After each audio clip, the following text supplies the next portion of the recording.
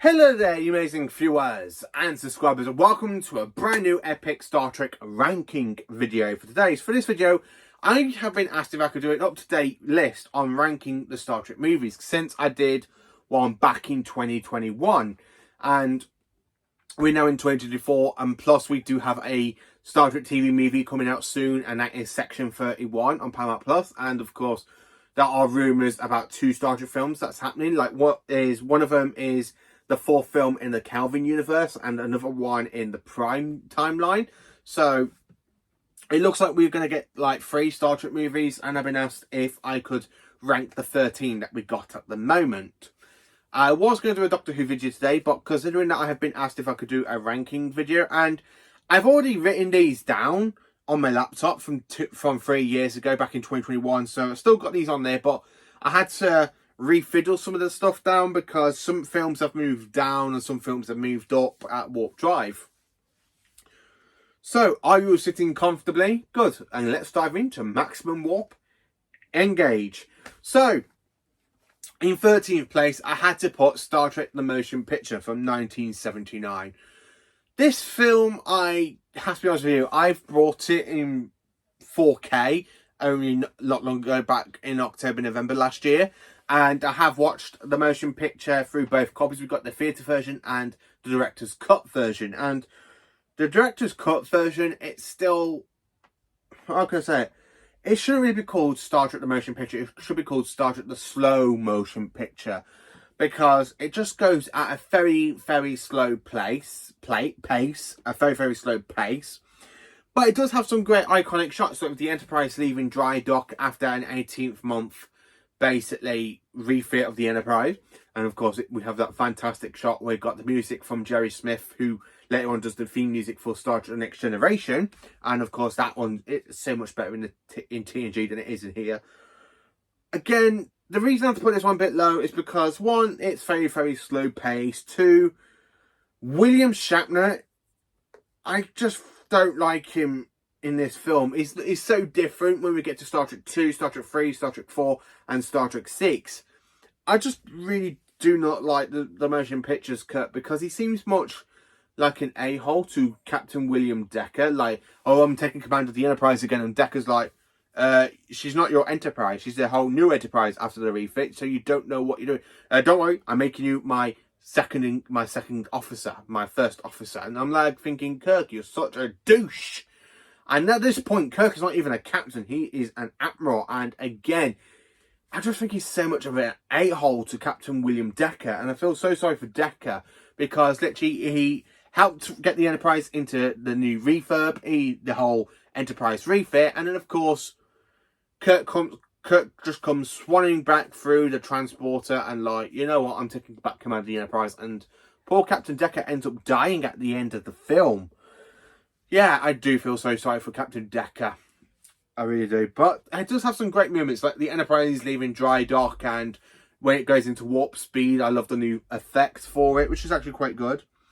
Number 12. So in 12th place, I had to put this one in 12th place because it's not out of the Kelvin timeline. It has got to go to Into Darkness. Now, Into Darkness came out in 2013, flipping out 11 years ago this year, and it's I just don't know what to say about Into Darkness. It's just so not good. I mean, it's a really, really bad remake of Star Trek 2, The Wrath of Khan. Instead of it being like Spock dying to save the Enterprise, we got Kirk dying, we got Benedict. The only good thing about this film is Benedict Cumberbatch, because Benedict Cumberbatch is actually playing Khan Jr.'s song really, really well. And of course, I do quite like him as Khan, but it just makes no sense. Now, if you're going to have, I really like the fact they used the whole new name for Khan, like John what's his name? John, that John thing. And before he goes, my name is Khan. I just don't care for Into Darkness. I mean, the fact the Enterprise gets partly just damaged and destroyed nearly, and then it gets refurbed, and then in the next film after it gets destroyed again, it doesn't give you that sense of harmony, because we know it's just we've seen the Enterprise get destroyed twice in films now, and that of course goes to the Enterprise refit and of course the Enterprise D. So by the time this one comes out, it doesn't feel emotional. It just basically sees the Enterprise jumping out of warp because of the Vengeance attacking on it, knocks it out, and basically it's there falling into the Earth's gravity. And of course, by hey presto, Kirk basically saves the ship by jumping on the warp core, ends up getting the thrusters back online, and hey presto, of course he does get radiation poisoning and he does die, but somehow he comes back to life by the fantastic miracle power of Khan's blood. Yeah, I just don't care for this film, and I'm sorry to say that. Number 11. In 11th place, I had to put Star Trek Insurrection from 1998. Now, for a TNG movie to be this low, it's bad.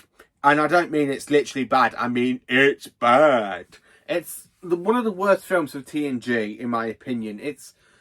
I actually do like Nemesis above this one, but for this one, it doesn't feel much like a film. It feels more like a two-part episode from TNG, or a leftover script, and then just turned it into a film, when it should have been like a two-parter.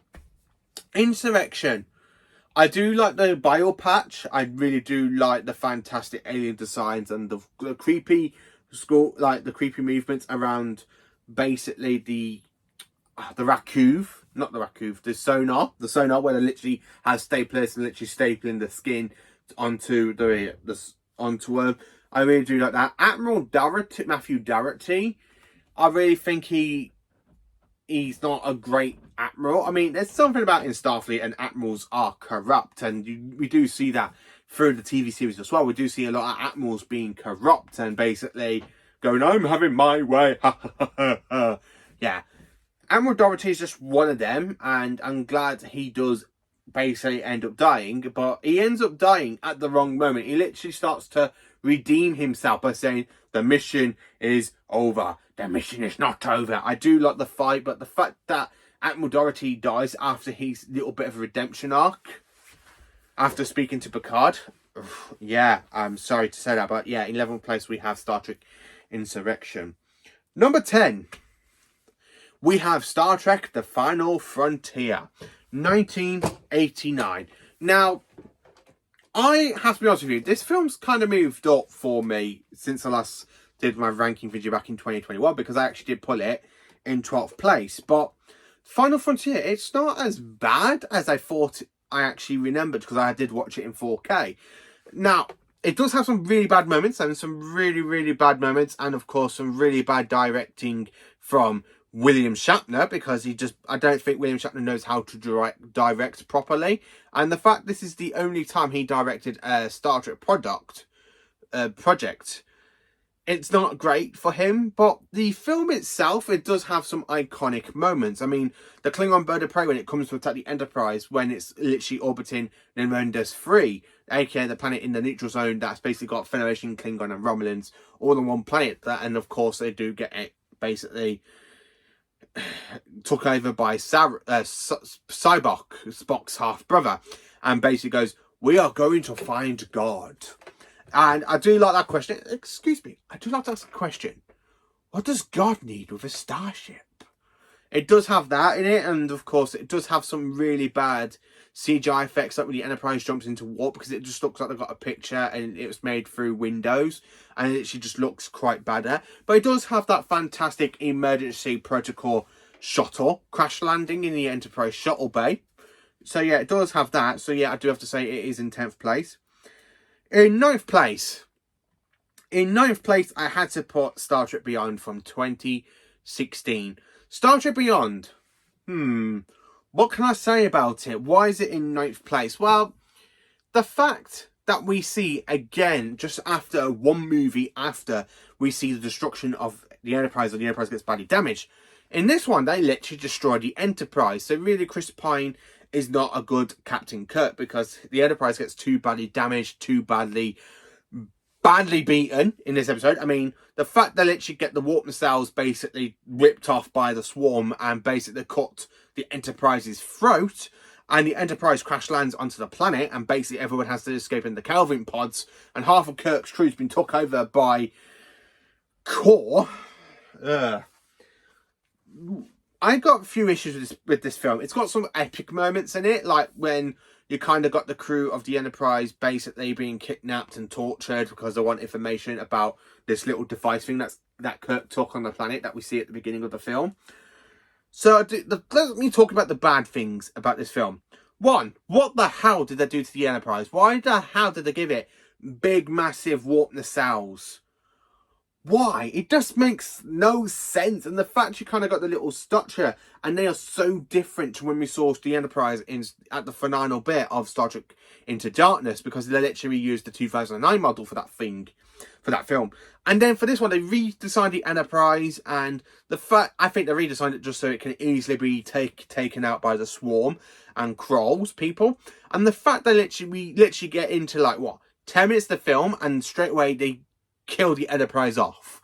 But the thing is, though, it would have been much of a surprise if it was not seen in the flipping trailer for the film. And that was the thing. I thought I would actually say some good things about this film, considering it came out in 2016, and it is a little bit better than Into Darkness. But the fact that they literally destroy the Enterprise 10 minutes into it, and then for the rest of the film, you got Kirk trying to find the rest of his crew. You got Kirk and Chekhov. Then, of course, you got Spock and Dr. McCoy. Then, of course, you got the whole crew of the Enterprise captured. Then, of course, we have Jailer. We got Scotty, played by Simon Pegg, who ends up basically nearly jumping out of a torpedo. And basically, he's there hanging off a cliff, and we don't really see him get up. And next week, he's just literally walking around the jungle. We don't get to see him get off that cliff at the end of the cliff. But the fact, I have to say, the first reason this film is not as it's literally as low as it is Into Darkness, considering that they do destroy the Enterprise. It does have some epic new moments. I love the space station Yorktown. I love the fact at the end of the film they're celebrating Kirk's birthday, and as they're looking out the window and you've got that fantastic shot of them rebuilding the Enterprise. Well, technically it's the Enterprise A, and it's another Constitution class, and Kirk does turn down the offer to be an admiral.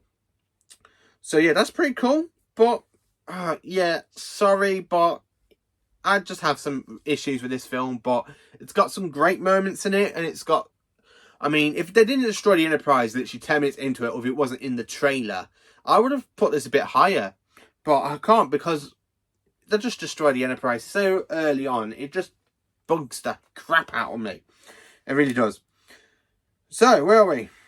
There we are. Number 8. In 8th place, I've had to put Star Trek from 2009, the reboot film. Now, this one, I do honestly have to admit, this is the best film for the Kelvin timeline for Star Trek. I actually quite enjoy the whole different timeline. I do like Chris Pine's Kirk in this one, because Chris Pine's Kirk, and because the fact the Enterprise doesn't really get destroyed in this film, it literally has a big part to play in it, and the fact they go to Neron's ship to rescue Christopher Pike, and of course it does play out so differently to the actual events of the original series. And again, it just makes you feel so much for this crew, that the fact that Spock saw Vulcan get destroyed twice, one in the Prime counterpart played by Leonard Nimoy, and the fact that he's literally on the planet and he sees Vulcan get destroyed, and then of course the young actor that plays Spock, Sekni Quinto, and he sees his mother die. So yeah, you do have some really, really moments that make you go to your chest. But I actually do quite enjoy this film. It's a lot better than Into Darkness and Beyond, which is why it's in 8th place. I would have put it a bit higher, but I do enjoy other Star Trek movies above this one. Number 7. And I'm probably going to be shot by another sci-fi guy for saying this one. But in 7th place, we have Star Trek The Voyage Home. This is definitely a good film, but it's not one of my favourites. I don't very rarely have the urge to go back and watch this film. Then, of course, the other films, that's literally in 6th place onwards.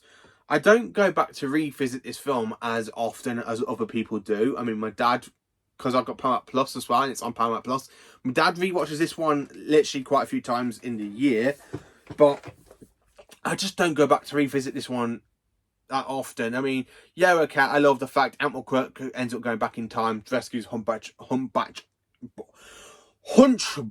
Whales. Yeah, I'm trying to get the right word for that, sorry. I really love the fact they used the captured bird of prey from Star Trek 3 to search for Spock. But that's just really it. This film doesn't really mean a lot to me as it does for other fans, and I understand why other fans like it. But for me, in my retrospect, I just don't have the urge to go back and revisit this film. And I'm sorry to say that, I just really don't have the urge to go, I need to go and rewatch Star Trek 4, The Voyage Home. I need to go back and rewatch it. Yeah, I do, don't I? Yeah. But I don't have that urge just to go back and rewatch this film. And I'm sorry to say that. Number 6, we have Star Trek Generations from 1994. The first outing for TNG, and of course the last film for William Shatner as Captain Kirk, because Kirk dies in this film. So, why have I put this one in number 6 and above The Voyage Home? Well, I actually have revisited this film quite a lot in recent years, and I absolutely love this film. It's literally one of the best TNG films for me out of the 4. I mean, the fact I said Insurrection was in 11th place, and the fact we are now in 6th place, you can tell how much I love this film. I love the first part of it being set aboard the Enterprise B, and that we see the Enterprise B get launched, and of course gets contacted by the energy ribbon, and Kirk basically tries to use the main reflector just to create a torpedo blast, and basically it gets pulled into the actual the Nexus. I do like the fact we have Dr. Sullivan, who is a fantastic villain. I really like him. I really like Dr. Sullivan because he's an actually iconic villain to me. I really do like him. I really like the fact we have Captain Picard for the rest of the film. We have the Enterprise D in its outing. I get so much upset that the Enterprise D gets destroyed in this film, because the Enterprise D is my favourite version of the Enterprise. I absolutely love the Galaxy class starship. I don't know what it is, but I don't know if it's because I grew up watching TNG with my dad and granddad, and I absolutely love the Galaxy class starships. I don't know why, but I just do. So I know some people prefer the Sovereign class Enterprise, but I just absolutely flipping love the Enterprise D, aka the Galaxy class. And of course, when it returned last year in Star Trek Picard season 3, I was so over the moon. I was so over the moon, and I was so happy about it, and I just absolutely genuinely love it. So I'm a little bit upset that the Enterprise does get destroyed in this film, and that because of the Duras sisters. Now, the one thing about this film that's always bugged me, I would not have ever thought it would be the Klingons or Klingon bird of prey to take down this fantastic ship. I really think the villains of this film should have been the Romulans, because I really think the Romulans should have really took out the Enterprise D. And because with the Romulan warbirds, it's supposed to be more powerful than the Galaxy class starship, but it just makes no sense that we have a 20-year-old bird of prey taking on the flagship of the fleet, and then of course basically having it cause a warp core breach, and the actual warp core bit ends up destructing, and the source deception crash lands onto the planet in Nimbus 3. I just don't get that bit, so yeah, I have to say. Number 5. So now we are into the top 5 Star Trek films I love to revisit quite a lot. So in 5th place we have Star Trek Nemesis. Now, another sci-fi guy, I owe you a big apology because I know you do not like this film. But for me, I love it. I actually do love it, because I remember watching this back as a kid in 2002. I remember going to cinema with my dad to watch this back in 2002. And this was the very first time I actually went to watch a Star Trek film in the cinema. My second one, I've only seen 2 Star Trek films in the cinema. My first one was Star Trek Nemesis, and my second one was, of course, Star Trek Beyond.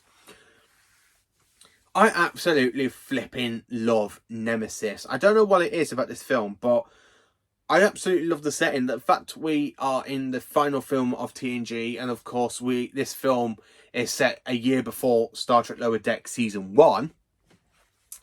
I really love it because I don't know what it is, but the fact we have Commander Riker being promoted to captain at the end of the film and going over to the Titan with his wife, Deanna Troi. I really love the wedding. I really like the fact Data sings bright blue skies. I really love the Enterprise shots in this film. I really love the battle against the Enterprise and Shinzon's vessel, the Riemann ship, and the fact that Romulans end up teaming up with the Enterprise to each take down Shinzon, and of course they do end up damaged and one ends up being destroyed. But the fact that the Enterprise D nearly got its ass kicked during by the Scimitar, and basically Picard has to cause a collision course into it so we can damage it, and then of course Shinzon goes to activate the for the 30-arm relay. And of course, Data sacrificed his own life to save the crew of the Enterprise. So yeah, I absolutely do love this film. It's got some great shots of the Enterprise, I have to be honest with you. Number 4. So in 4th place, it is The Search for Spock. Now, I always love it when a crew of a starship has to go rogue. And of course, we have Admiral Kirk, we have Dr. McCoy, we've got Sulu, we've got Scotty and Chekhov basically stealing the Enterprise with the help of Uhura and Sulu. Because Sulu was actually there as well. He helped steal the Enterprise first, but with the help of Uhura, and basically they steal the Enterprise. And of course, Scotty basically tinkers with the USS Excelsior to make it break down as it leaves space dock.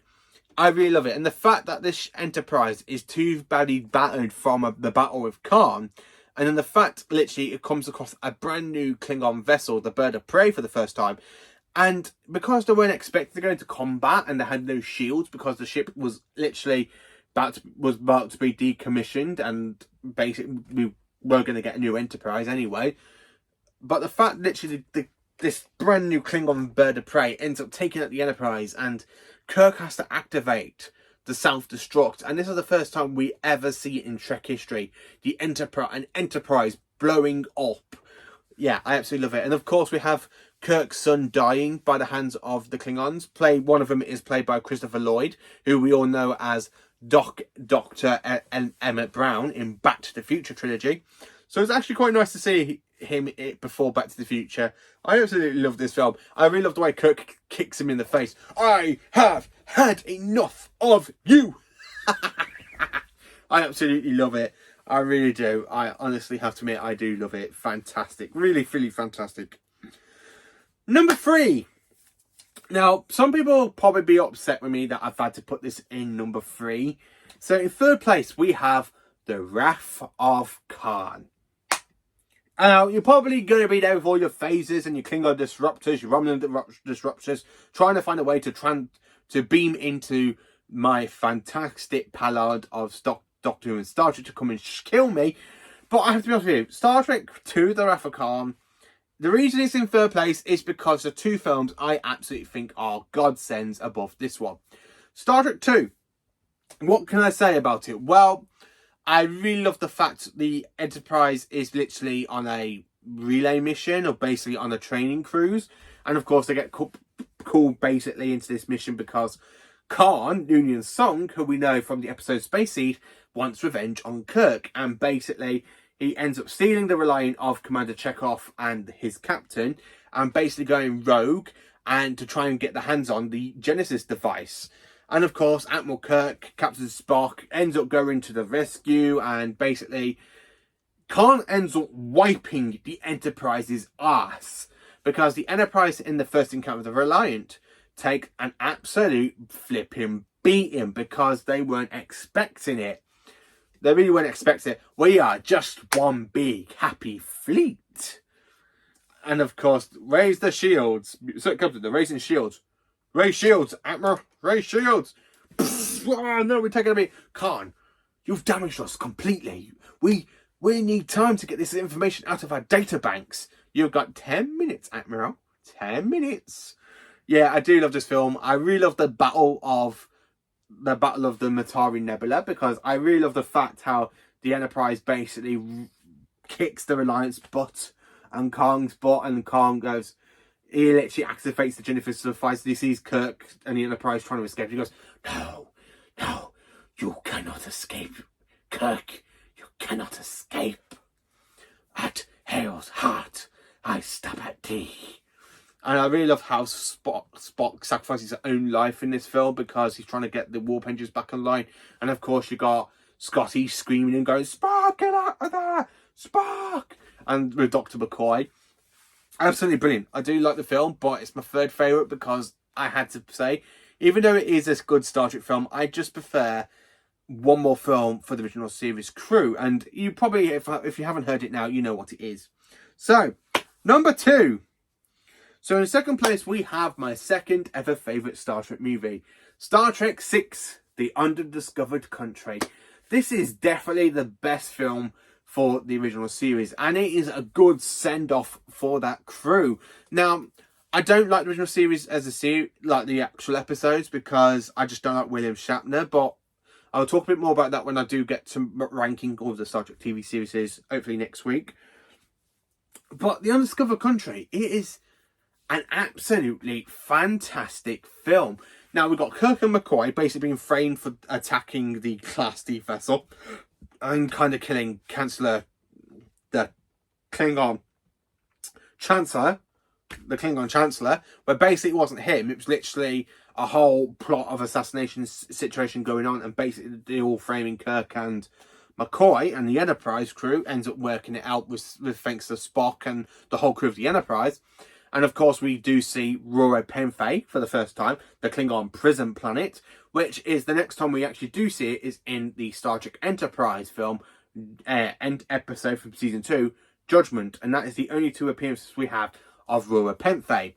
And of course, we have that fantastic shot at the Battle of Kittimer, where the Enterprise A and USS Excelsior ends up taking on the fantastic new Klingon bird of prey that can fire under cloak. Yeah, I just absolutely love this film. It's got iconic. It's got some great moments. Spock, you should have trusted me. I really love Captain Kirk's literally fantastic log where he goes, I can never trust the Klingons. And I never will. I can never forgive them for the death of my boy. Really powerful moments for Kirk in that episode, because he does actually explain why he hates the Klingons. So yeah, I do absolutely love Star Trek II, The Undiscovered Country. And of course, we are at number 1, my all-time favourite Star Trek film, and it is Star Trek First Contact. Dun, dun, dun, dun. I absolutely flipping love First Contact. It really is an iconic film, absolutely brilliant. And the fact that I've literally got it on VHS right now, as well, through Blu-ray and 4K, I absolutely flipping love this film. I don't know what it is. This has always been my favourite since my childhood. I really love the TNG crew in this one. I love the Enterprise E. If you look at the behind the scenes and stuff, the actual Enterprise E was going to be another Galaxy class starship until basically they said, no, we're going to make a new Enterprise, we'll make a new starship for it. And it went to the Sovereign class. And of course, we have a great cameo of the USS Defiant from Star Trek Deep Space Nine, doing what it was actually brought in to do, fight the Borg. So we have the Defiant in this film. We've got Worf reuniting with the TNG crew after being like a year and a half onto Deep Space Nine. And of course, the Borg end up invading Sector 001 again. And of course, they travel back to 2063. And of course, the day before First Contact. I absolutely love this film. I really is. I don't know what it is with this film, but I absolutely love it. Because it just shows how creepy the Borg are in this film. In TNG, you don't see a lot of this assimilation process in TNG. But when you get to this film, and you've got that epic moment of in Picard's dream where he's there in his TNG outfit. And then, of course, you see the simulation. They shoot a needle into his eye. And he speaks, I am Locutus of Borg. Resistance is futile. I really love that dramatic scene. The fact Data ends up being kidnapped by the Borg Queen because she wants to help him turn it into human and betray the Enterprise E crew. And of course, by giving Data what he wants, basically to become human, because he can't be assimilated because he's an android. And of course, as we all know, he can assist as... Oh, what's the word? He cannot be assimilated. So for Data, resistance is not futile. So yeah, I do love First Contact. It is a fantastic Star Trek film. I absolutely love the Phoenix. Considering that I've got the Phoenix here, and the fact I've got the Phoenix, the Borg Sphere, and the Enterprise E, so you've got a fantastic models for it from Ecomos. So yeah, I absolutely love First Contact. It's brilliant. I love Saffron Cochran. He makes me laugh with his dancing when he's there with a bottle of whiskey and you just got that song playing out, the Looby Looby, and he's just there dancing to it. And I really love it. I love that scene. I really love that scene. Picard with Lilith, whatever her name was, I actually do like that. And of course, with the Borg going for the Enterprise E, assimilating the crew with the Enterprise, starting from deck 16. So yeah, I do love it. So that is me ranking all of the Star Trek films for this half-hour video. I'm sorry, that's half hour. Let me know, how do you rank all of the Star Trek films? What are your favourites? Let me know. Please do like, subscribe and share for more awesome Star Trek and Doctor Who content. And